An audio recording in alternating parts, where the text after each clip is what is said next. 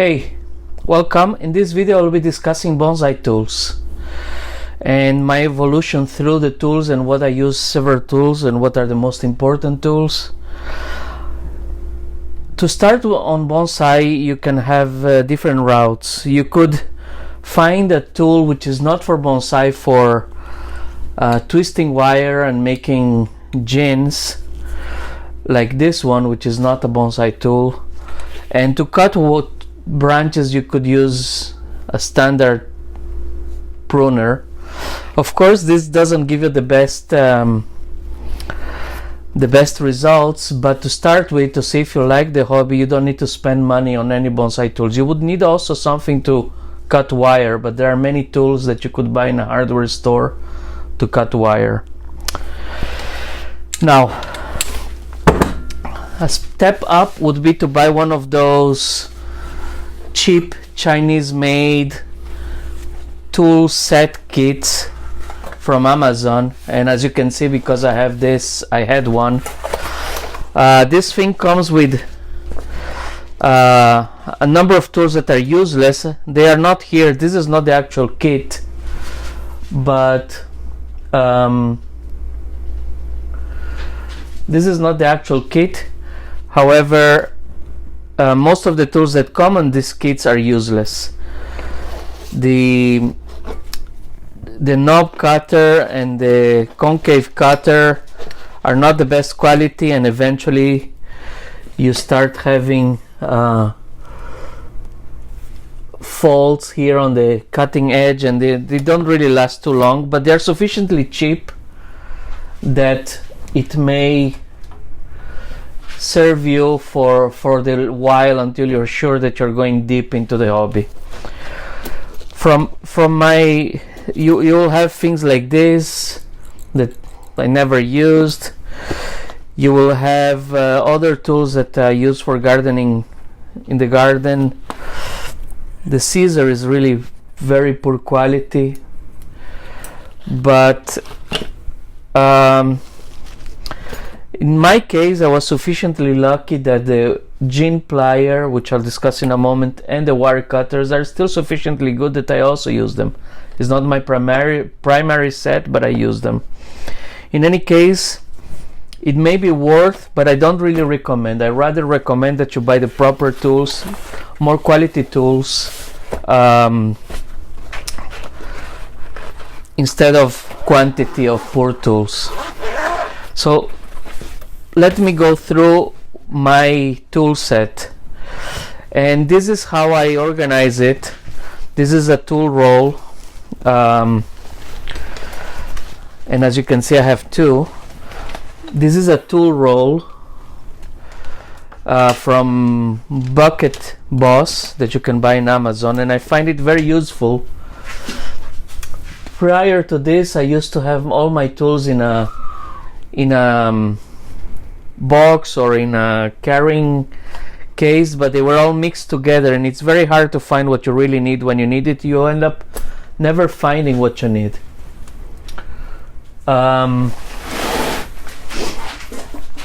So let me go through here. Here I have my most important tools. I have my wire cutter. This one is Knipex, is the same brand that Ryan Neal uses. And I have my plier. This one is called from CTco. I don't know if we can focus there. One interesting thing about the plier that you use not just for jeans but also for wire is that many pliers that are not the ones for, not jean pliers for bonsai, but actual pliers, they will have a cutting edge that you can use after you twist the wire to cut it, so you gain time with it. So I have my wire cutter, I have my plier, I have my shears. This one is from Nature's Way Nursery, handmade in Japan. It's fairly good, but it's not the type or the model that is sufficiently sturdy to cut wire like Ryan Neal does. So I don't use that for cutting wire or bigger branches. Ryan Neal does it. I don't. The next thing that I find extremely useful is this set of very small concave cutters for small branches, again because I don't like to use my scissors to cut branches. Next up, my spherical concave cutters. This is a hybrid between the knob cutter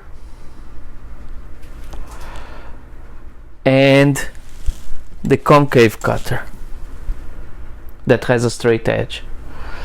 So as you can see, the three of them, you have concave, knob, and spherical concave cutter. Now, why is it interesting to have a spherical concave cutter? For very small branches, a straight cut is fine and it will heal and be straight, doesn't make a bump.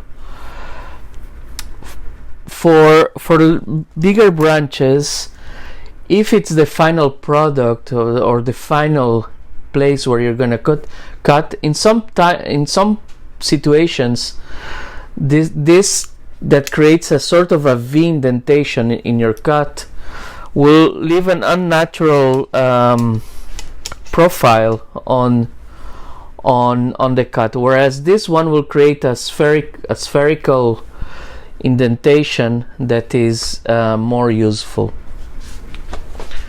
So I prefer the spherical concave cutters to the straight edge most of the time, but I have a number of knob cutters, small and big, and concave cutters that are also different sizes. But at the end of the day, what I end up using the most are the very small concave cutters. This one here, the spherical one that I showed you, the pruning scissors, the wire cutter, the plier, and the wire cutter. But I have a number of other things here. I have, for example, Mauro Stenberger's Rudiban tool for removing bark. I always carry a number of different size of chopsticks, bamboo chopsticks with a asymmetric edge, so that I can move substrate in a directionally controlled manner. Here I have a number of pincers, sometimes come handy. I have an old grafting knife that I never use for grafting, but it's very useful to delineate a line when you're going to create a deadwood.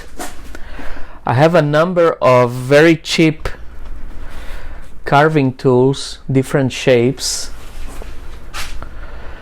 and these are also useful for when carving. One thing that I like really a lot for carving is the scorp. This is a left-handed scorp, so it's done like this to remove small bits of bark or at positions that are difficult to reach with other tools. And I also like quite a lot this spoon carving tool, which is right-handed, so the edge is here, but you can also use left-handed. I am left-handed the other way, but well, I'm left-handed, but for bonsai I use both hands. The other thing that I always carry with me is a little bit of raffia, you can see here, and rubber for padding positions where I will make guide wires. So these are my most useful tools, my most used tools, and they are on this tool roll. Another tool that I may mention is this sturdy pair of scissors that allows you to cut wire up to a certain diameter and gain some time there also. With time, as you keep evolving in bonsai, you start amassing more and more tools, and you need more space to carry them. So here I have a number of other tools, some bending tools. My next video will be about bending branches, so I will discuss these tools and others as well as the techniques in the future. Here we're talking only about tools. In this specific case, I carry here my Dremel kit or Dremel-like kit. I also have here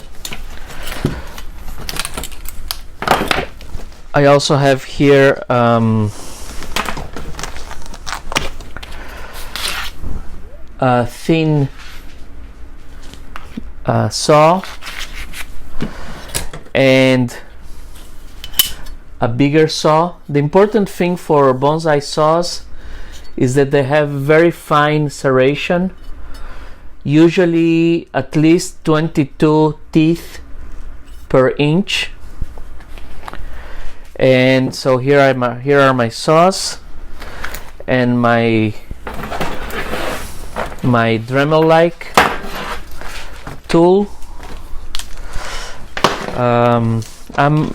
This is good if you need to do small jobs or take it with you, but for more heavy-duty jobs which don't need to be on the go, the best thing is a foredom, which is a much stronger tool and much more versatile. Second pocket, let's see what I have here. Oh yes, these are my most very useful tools. These are my extra large tools. I also have some extra if I need to lend to people, but so I have a number of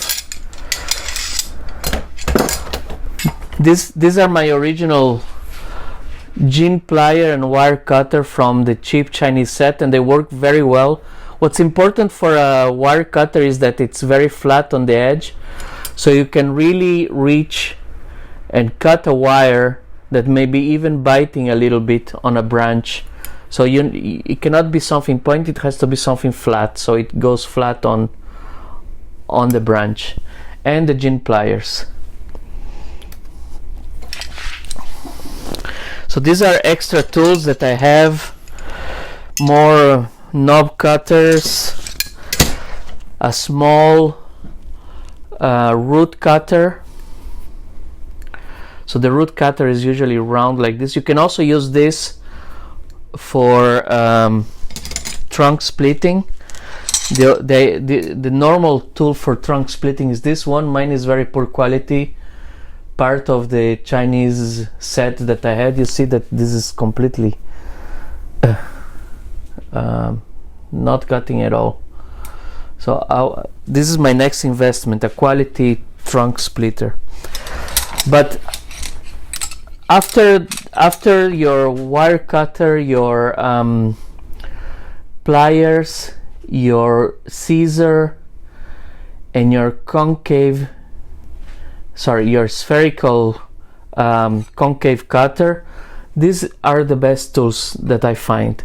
These are the extra large size. Not so much the knob cutter, but the concave cutter and the root cutter. I use this to cut a lot of things. I use this to cut bamboo when I need props for repotting, when creating chopsticks. I use this to cut branches. It's really easy to destroy a smaller size concave cutter on medium-sized branches if they're too strong. So it's really a good investment to have an extra large set. So that was my second pocket. Third pocket here, I have a number of useful things. Box cutter, another pruner, different types of scissors. I don't really use many of these things, but they are there. These big pruners here are useful when you're cutting roots, because there might be rocks and you don't want to destroy your quality shears. More poor quality scissors, different kinds, different sizes. Again, for the roots, these are the best.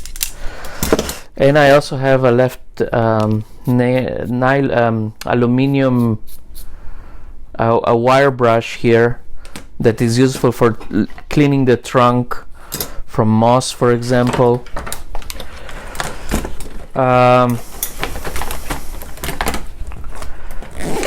Another pocket here.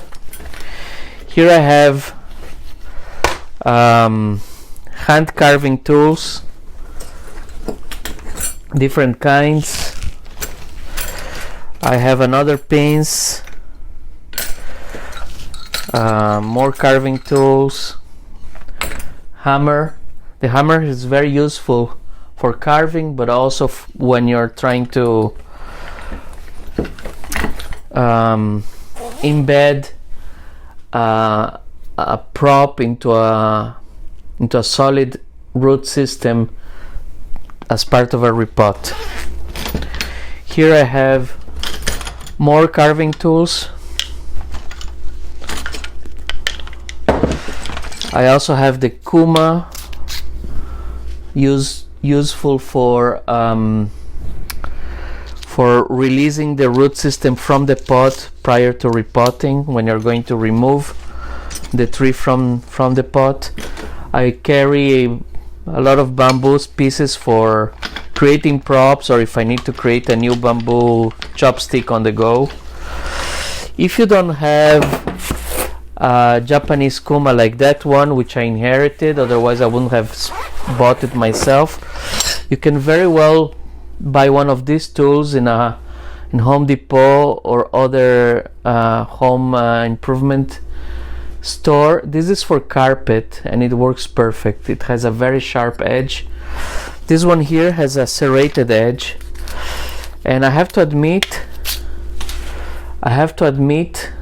that at times I prefer the straight sharp edge than the serrated one. I feel that they cause less damage to the roots this way.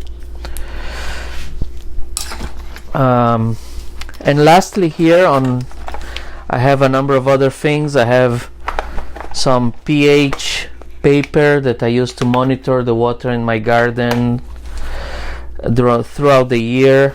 I have beads for my Dremel, different kind of beads. I may discuss in the future in a different video what I use for. I have this, which is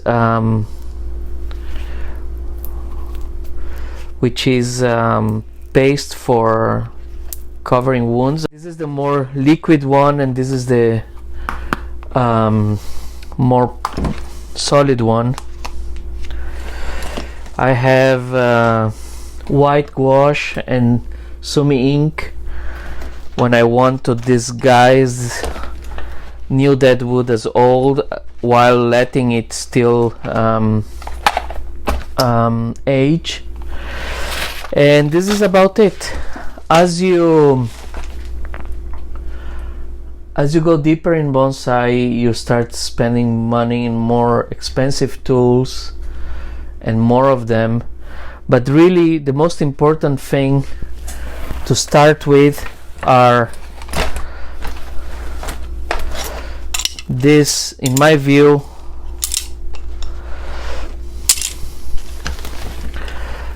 these 5 tools: wire cutter, gin plier or a plier, a good pair of shears, a small concave cutter,